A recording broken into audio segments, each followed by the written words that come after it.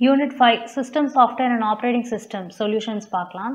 Model of protection can be viewed as abstractly as a matrix called axis matrix. So option number 3 will be the right answer.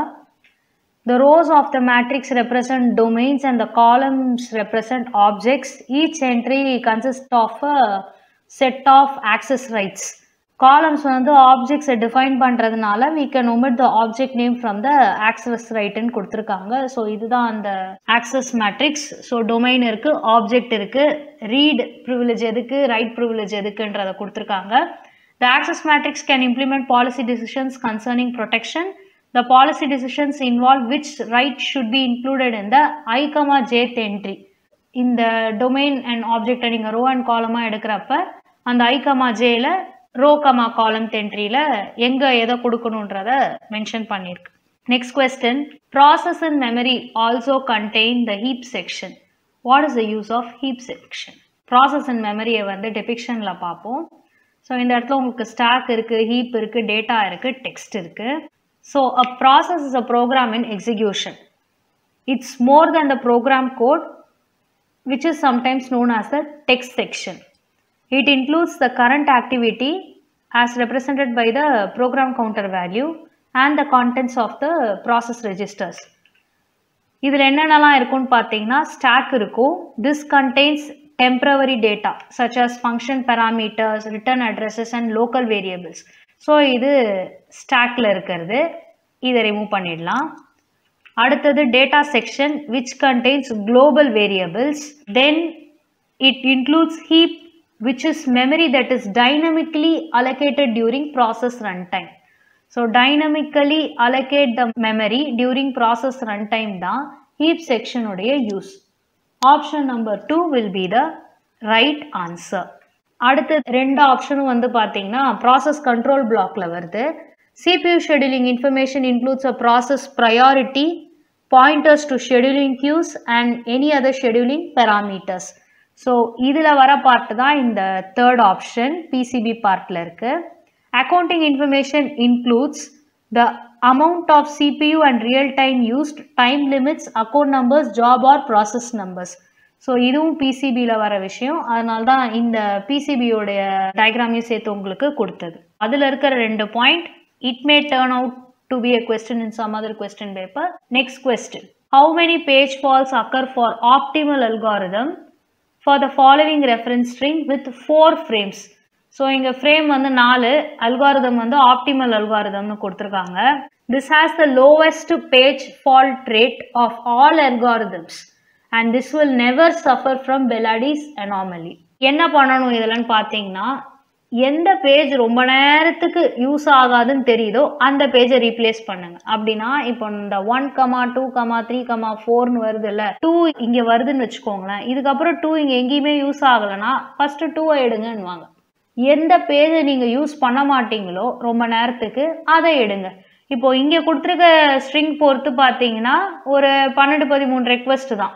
இதிலே எது அடுத்து repeat ஆகாதோ அதில் நம்ம எடுத்துக்கலாம். But கண்டினியூஸாக வந்துக்கிட்டே இருக்குன்றப்ப லாங்கஸ்ட் பீரியட் ஆஃப் டைமுக்கு எது யூஸ் ஆகலையோ அதை வந்து நீங்கள் ரீப்ளேஸ் பண்ணுங்கன்னு சொல்கிறது. இந்த ரெக்வெஸ்ட் எல்லாத்தையும் இங்கே பிளேஸ் பண்ணியாச்சு. 1, 2, 3, 4, 5, 3, 4, 1, 6, 7, 8, 7, 8 and 4 frames 1, 2, 3, 4. இப்போ நம்ம இதில் ஒர்க் பண்ணுவோம். ஃபர்ஸ்ட் வந்து ஃபர்ஸ்ட் பேஜ் உள்ளே வருது, அதுக்கப்புறம் செகண்ட் பேஜ் உள்ளே வருது. ஸோ இங்கே வந்து உங்களுக்கு ஒரு பேஜ் ஃபால்ட் இருக்குது, இங்கே ஒரு பேஜ் ஃபால்ட் இருக்குது. தென் 1, 2க்கு அப்புறம் இங்கே 3 வருது உள்ள. So there is a page fault. Then 1, 2, 3, 4 there is a page fault. அடுத்தது 5 எங்கே போடணும் அப்படின்னு பார்த்தீங்கன்னா இப்போ அடுத்து 2 இதிலே வந்து உங்களுக்கு 3 தேவைப்படுது, 4 தேவைப்படுது, 1 தேவைப்படுது. ஆனால் இந்த லிஸ்ட்டில் 2 இல்லவே இல்லை. அதனால நம்ம என்ன பண்ணலாம்னா 2வை ரீப்ளேஸ் பண்ணலாம். ஸோ 1, 5, 3, 4. இப்போ இங்கேயும் வந்து உங்களுக்கு ஒரு பேஜ் ஃபால்ட் அக்கர் ஆகுது. அடுத்தது 3 இஸ் ஆல்ரெடி தேர், அதனால இங்கே எந்த பேஜ் ஃபால்ட்ஸும் நடக்கல. 4ம் இருக்குது, 1, 5, 3, 4 இங்கேயும் எதுவும் நடக்கல. 1 இஸ் ஆல்ரெடி தேர், அதனால மறுபடியும் we are just retaining it, தேவைப்படல. அடுத்தது 6. இப்போ 6 நம்ம எங்க ரீப்ளேஸ் பண்ணலாம்னு பார்த்தீங்கன்னா 1 அடுத்து தேவைப்படலன்றதுனால நான் 6க்கு ரீப்ளேஸ் பண்ணுறேன் இதை.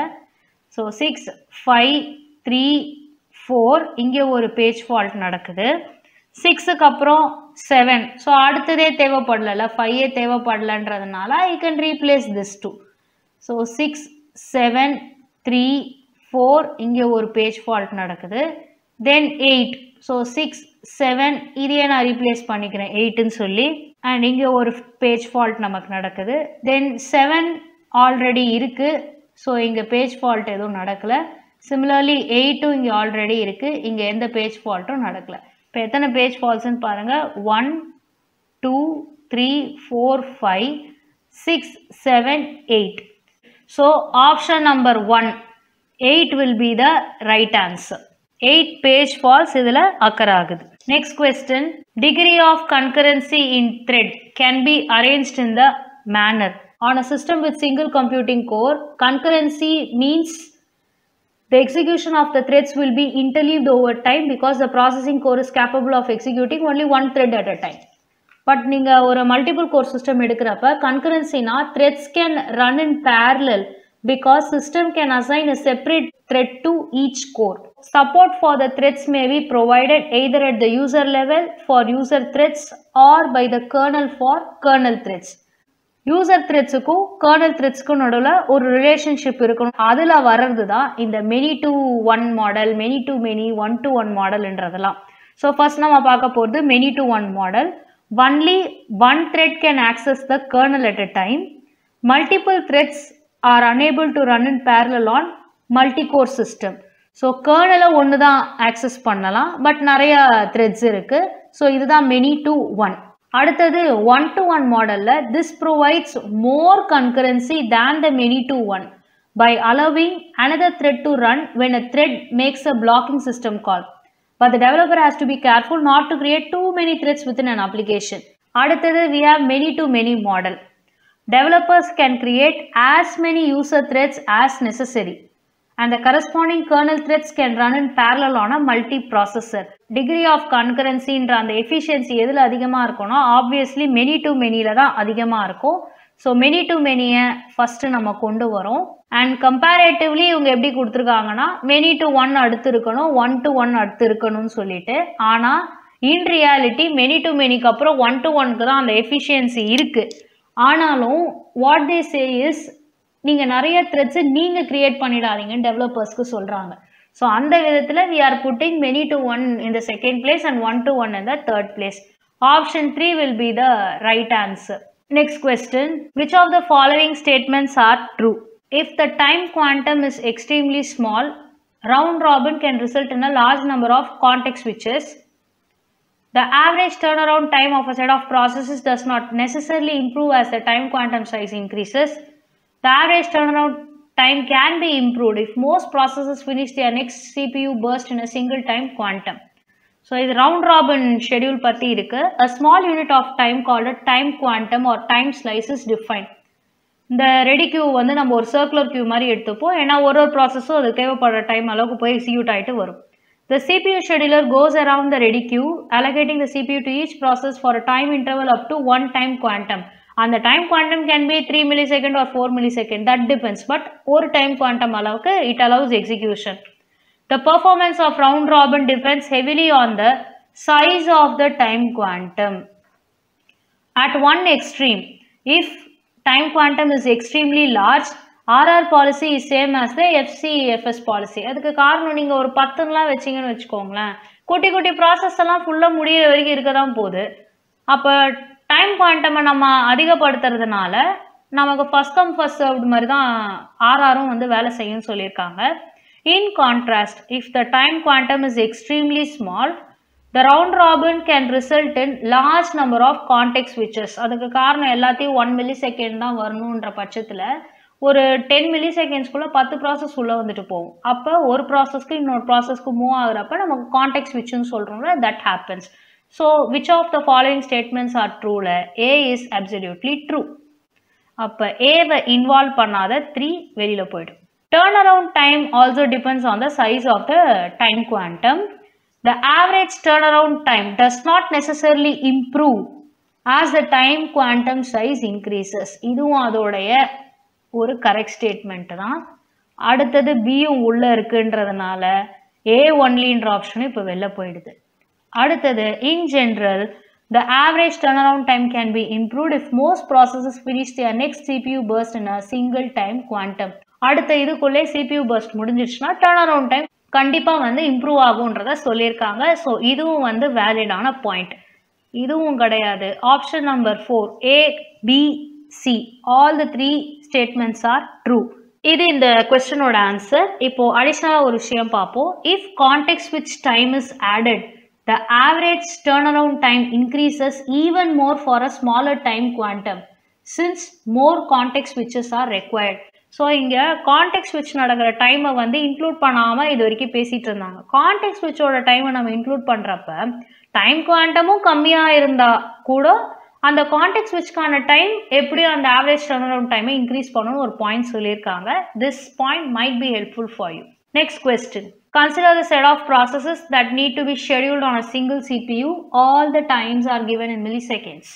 Using the shortest remaining time first scheduling algorithm, the average process turnaround in milliseconds is shortest remaining time first na ஒரு process உள்ள வரக்குள்ள அது எக்ஸிக்யூட் ஆகிட்டே இருக்கும். பட் அடுத்த ப்ராசஸ் உள்ள வரக்குள்ள எது ரிமைனிங் டைம்ல கம்மியா இருக்கும்னு பார்த்துட்டு அதை தான் அதே எக்ஸிக்யூட் பண்ணும். இப்போ நம்ம இதோட ஒர்க்கிங் என்னன்னு பார்ப்போம். ஸோ டைம் 0ல எந்த ப்ராசஸ் உள்ள வருதுன்னா ஏ உள்ள வருது வித் 6 பர்ஸ்ட் டைம். எக்ஸிக்யூஷன் டைம்னாலும் பர்ஸ்ட் டைம்னாலும் ஒன்று தான்.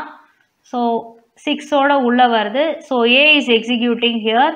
1 வரைக்கும் எக்ஸிக்யூட் பண்ணுது, 2 வரைக்கும் எக்ஸிக்யூட் பண்ணுது, 3 வரைக்கும் எக்ஸிக்யூட் பண்ணுது. இப்போ 3ல வந்து there is an entry of other process D வருது. இப்போ B என்னவா வருதுன்னா 2ஆ வருது. இப்போ A எவ்வளோ எக்ஸிக்யூட் ஆயிருக்குன்னா 3 எக்ஸிக்யூட் ஆயிருக்கு. So A is equal to 6 minus 3 is equal to A வந்து 3 இருக்கு. இப்போ இதில் யாரை சூஸ் பண்ணுவாங்கன்னு பார்த்தீங்கன்னா ஷார்ட்டஸ்ட் ரிமைனிங் டைம் Bக்கு தான் இருக்குன்றதுனால B gets inside. So B வந்து அடுத்து 5 முடி எக்ஸிக்யூட் ஆகும். ஸோ Bக்கு இப்போது என்ன வேல்யூ இருக்குன்னு பார்த்தீங்கன்னா 2 minus 2 is equal to 0.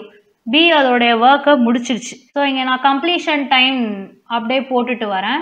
B வந்து 3ல ஸ்டார்ட் பண்ணுச்சு அரைவல் டைம், 5ல வந்து கம்ப்ளீட் பண்ணிடுச்சு. தென் A வந்து எவ்வளோ ரிமைனிங் இருக்குன்னு பார்த்தீங்கன்னா 3 தான் இருக்குது. 5ல இப்போ புது ப்ராசஸ் C வருது வித் 4 பர்ஸ்ட் டைம். இப்போ ஏவா சியான்னு பார்த்தீங்கன்னா A தான் எக்ஸிக்யூட் ஆகணும் டில் 7. A இப்போ 2 இது எக்ஸிக்யூட் பண்ணுது 2 milli second. and we have a new process coming inside. இப்போ A வந்து இங்க 3 minus 2 which is equal to 1. அப்போ C is equal to 4 இருக்கு, D is equal to 6 இருக்கு. again A gets chosen. அதனால A வந்து execute பண்ணிடுது. இப்போ 8th டைம் ஸ்லாட்ல என்ட்ரி கிடையாது. பட் இங்க வந்து என்ன நடக்குதுன்னு பார்த்தீங்கன்னா A is equal to 1 minus 1 is equal to 0. So அது முடிஞ்சிடுது. C இப்போ 4 இருக்கு, D வந்து 6 இருக்கு. யாரை சூஸ் பண்ணுவாங்க 8லன்னு பார்த்தீங்கன்னா C தான் சூஸ் பண்ணுவாங்க. So C starts executing. So A 8க்கு முடியுதுன்றதுனால இதோட கம்ப்ளீஷன் டைம் இங்கே போட்டு வந்துடலாம். இப்போ C is executing. எது வரை எக்ஸிக்யூட் பண்ணலாம்னா 10 முடிய. ஸோ C 2 இது எக்ஸிக்யூட் பண்ணதுக்கப்புறம் இந்த 10ல Cயோட வேல்யூ என்னவா இருக்கும்னு பார்த்தீங்கன்னா 4 minus 2 which is equal to 2. Dயோட value அப்படியே 6ன்னு இருக்கு. E வந்து 3யோட என்ட்ரி ஆகுது. இப்போ 2, 6, 3ல 2 தான் சின்னது. So again C gets executed. So C 2 இது முடிக்குது. 12ல C கம்ப்ளீட் பண்ணுது. we are marking 12 here. இப்போ இங்கே என்ன ஸ்டேட்டஸ்ன்னு பார்த்தீங்கன்னா C is equal to 2 minus 2 which is equal to 0. அடுத்தது we have D is equal to 6 and E is equal to 3. எதோட burst time கம்மின்னு பார்த்தீங்கன்னா இது தான் கம்மி. So E gets selected now. So 1, 2 and 3. E வந்து 15ல கம்ப்ளீட் பண்ணுது and we'll mark it as 15 here. இப்போ இங்கே வந்து E is equal to 3 minus 3 which is equal to 0. இப்போ இருக்கிற ஒரே ப்ராசஸ் எதுன்னு பார்த்தீங்கன்னா D தான். அப்போ அடுத்த 6 அதுதான் எக்ஸிக்யூட் பண்ண போகுது. ஸோ 1, 2, 3, 4, 5, 6. இப்போ இதோட டைம் எப்போ கம்ப்ளீட் ஆகுதுன்னு பார்த்தீங்கன்னா 21ல முடிக்குது D. ஸோ இந்த இடத்துல நம்ம 21 போடுறோம். So what is actually turn around டைம்னு பார்த்தீங்கன்னா turn around time is completion time minus arrival time. So இதோடைய டிஃப்ரென்ஸ் தான் வந்து நம்ம எடுக்க போகிறோம். ஸோ இந்த இடத்துல 8 minus 0 will give you 8, 5 minus 3 will give you 2, then 12 minus 5 will give you 7, 21 minus 7 will give you 14, 15 minus 10 will give you 5. இப்போ turn around டைமோட average தான் கேட்டிருக்காங்க. ஸோ TAT ஆவரேஜை வந்து நாம் 8 + 2 + 7 + 14 + 5 divided by 5 எடுக்கிறோம். 8 + 2 is 10, 10 + 7 is 17, 17 + 14 is 31, 31 + 5 is 36, 36 divided by 5 will give 7.2 milliseconds.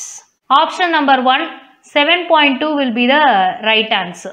Next question, select the correct order of basic page replacement. Page replacement algorithm is used in case there is no free frame. The process is continued by restarting the instruction caused by trap. Trap ன்றது வந்து ஒரு software generated interrupt ன்னு சொல்வாங்க. That's caused because of an error. Location of desired frame is found from disk. Desired page is brought into newly freed frame and page and frame tables are updated. First என்ன பண்ணனும்னா நம்ம location of the desired பேஜை கண்டுபிடிக்கணும். அடுத்தது ஒரு free frame இருக்கான்னு பார்க்கணும். Free frame இருந்தால் அதை நம்ம யூஸ் பண்ணிக்கணும். ஒருவேளை ஃப்ரீ ஃப்ரேம் இல்லைன்னா நாம் வந்து ஒரு பேஜ் ரீப்ளேஸ்மெண்ட் அல்காரிதமை யூஸ் பண்ணி எந்த ஃப்ரேமை வந்து ரீப்ளேஸ் பண்ணுறதுன்னு பார்க்கணும்.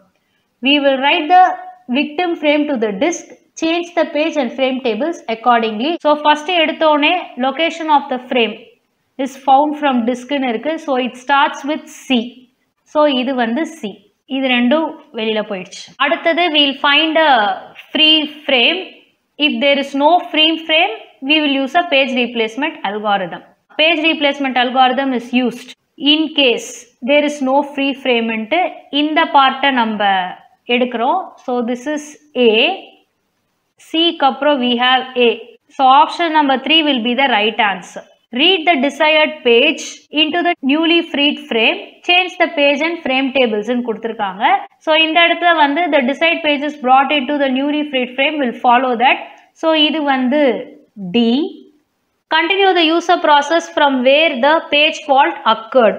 When the disk read is complete, we modify the internal table kept with the process and the page table to indicate that the page is now in memory.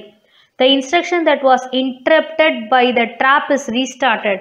The process is continued by restarting the instruction caused by trap. So இந்த பாயிண்ட்ல தான் வந்து உங்களுக்கு B உள்ள வருது. ட்ராப்ன்றது நான் already சொன்ன மாதிரி it's an exception. It's a software generated interrupt. It's a result of the operating system's failure to bring the desired page into memory. Next question, match list 1 with list 2. Reference bit for a page is set by the hardware whenever that page is referenced. Read or write to any byte in the page. Reference bits are associated with each entry in the page table. Initially, all bits are cleared to 0 by the operating system. As a user process executes, the bit associated with each page referenced is set to 1 by the hardware. இதுதான் இந்த reference பிட்டோடைய explanation. இப்போ இது page டேபிளில் இருக்கிற ஒரு content நமக்கு தெரிஞ்சிருச்சு. So enhanced second chance அல்காரிதம்னு ஒரு பேஜ் ரீப்ளேஸ்மெண்ட் அல்காரிதம் இருக்குது. அதோடைய கண்டென்ட் தான் இது. 0,0 அதாவது ரெஃபரன்ஸ் பிட்டும் 0, மாடிஃபை பிட்டும் 0னா neither recently used nor modified. So the best page to ரீப்ளேஸ்ன்னு சொல்லியிருக்காங்க. A will be mapping to 3. அடுத்தது 0,1 ரெஃபரன்ஸ் பிட் 0, மாடிஃபை பிட் வந்து 1. Not recently used but modified. Not quite as good because the page will need to be written out before replacement. Must write out before replacement ன்னு சொல்ற option 1க்கு தான் இதை நம்ம mark பண்றோம். A3B1. அடுத்தது reference bit 1, modify bit 0. அதாவது it is recently used தான், ஆனா clean. Probably it will be used again soon. So 4க்கு மேப் பண்றோம் C-ய. இதுவும் கிடையாது. Option number 4 will be the right answer. அடுத்தது 1,1 it is recently used as well as modified. Probably will be used again soon and the page will be need to be written out to disk before it can be replaced. அப்ப probably will be used again soon and need to write out in ரெண்டு பாயிண்ட்டுமே include பண்ற இந்த 2 will be mapping to D. So இந்த 0 வர இடத்துலலாம் பார்த்தீங்கன்னா not ரீசென்ட்லின்னு வந்துடும். இந்த இடத்துல 0ன்னு வர இடத்துல நாட் மாடிஃபைட், இது வந்து க்ளீனாக இருக்குன்னு சொல்லியிருப்பாங்க, மாடிஃபை ஆகலைன்னு இருப்பாங்க. 1 வர இடத்துலலாம் மாடிஃபிகேஷன் இருக்கும் உங்களுக்கு. அதே போல் இந்த இடத்துல 1 வந்திருந்ததுன்னா இட் இஸ் ரீசென்ட்லி யூஸ்டுன்னு இருக்கும். Next question, a disk has 300 cylinders from 0 to 299. If the initial position of the read-write head is at cylinder 101, moving towards the higher end of the disk, calculate the total head movement following C-look policy for the read request sequence. First, C-scan na enna therinjupom. C-scan moves the head from one end of the disk to the other, servicing request along the way. When the head reaches the other end, however, it immediately returns to the beginning of the disk without servicing any request on the return trip. The arm goes only as far as the final request in each direction. அங்கேருந்து it reverses direction immediately without going all the way to the end of the disk. அதனால version of this C-scan that follows this particular pattern is called C-look scheduling, because they look for a request before continuing to move in a given direction. 0லேருந்து 299 எடுத்தப்போ 101ல head இருக்குன்னு எடுத்தப்போ இப்போ ரெக்வெஸ்ட்டை வந்து நம்ம ஆர்டரில் அரேஞ்ச் பண்ணோம். So 45, 87, then we have 123, 197, 198, 250 and 280. It's moving towards the higher end of the disk ன்னு சொல்லியிருக்கு. இது ஜென்ரலாக வந்து பார்த்தீங்கன்னா எந்த சைடு மோர் ரெக்வெஸ்ட் இருக்கோ அந்த சைடு தான் இது மூவ் ஆகும். ஸோ 101லேருந்து 123க்கு ஃபஸ்ட்டு மூவ் ஆகுது. தென் 123லேருந்து it moves to 197, then 198. Then it goes to 250 and 280.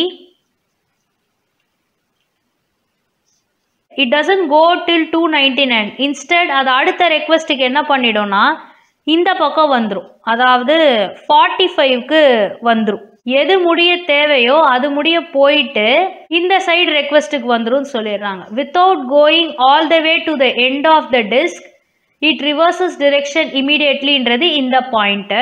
45 முடிச்சுட்டு அடுத்து எங்கே சர்வ் பண்ணோன்னா 87 சர்வ் பண்ணும். இதுதான் வந்து C-look பாலிசின்றது. இங்கேருந்து 45, இங்கேருந்து வந்து 87. இப்போ இதோட டிஃப்ரென்ஸ் என்னன்னு பார்ப்போம். இதுக்கு நடுவில் we have 22, தென் இதுக்கு நடுவில் we have 74, தென் இதுக்கு நடுவில் we have 1, அண்ட் இதுக்கு நடுவில் we have 52, இதுக்கு நடுவில் 30, இதுக்கு நடுவில் 235. மைனஸ் எல்லாம் கிடையாது, ஜஸ்ட் ஒரு சப்ராக்ஷன் கொடுங்க அது போதும். தென் 87 - 45 will give 42. இது எல்லாத்தையும் நம்ம ஆட் பண்ணோன்னா 235 + 75, 30 சேர்ந்தா ஒரு 105. 52, 42 will give 94. 94 + 22 will give 116. 340 + 116 will give 456. Option number 1 will be the right answer. எவ்வளோ ஹெட் மூமெண்ட் இருக்குன்னா 456. C-scanன்றது போய் அந்த எண்டை ஹிட் பண்ணிட்டு வரணும். பட் C-lookல எப்படின்னா அது ஹெண்டெல்லாம் ஹிட் பண்ண வேண்டாம், எது கடைசி ரெக்வெஸ்ட்டோ அதோட ஸ்டாப் பண்ணிட்டு அங்கேருந்து நேராக இந்த எண்டுக்கு வந்து இந்த 0வையும் ஹிட் பண்ணாமல் இங்கே இருக்கிற ஃபஸ்ட்டு ரெக்வெஸ்ட் எதுனா 45, இதை வந்து டைரெக்டாக சர்வீஸ் பண்ணிட்டு போகணும். With this we are completing Unit 5 questions.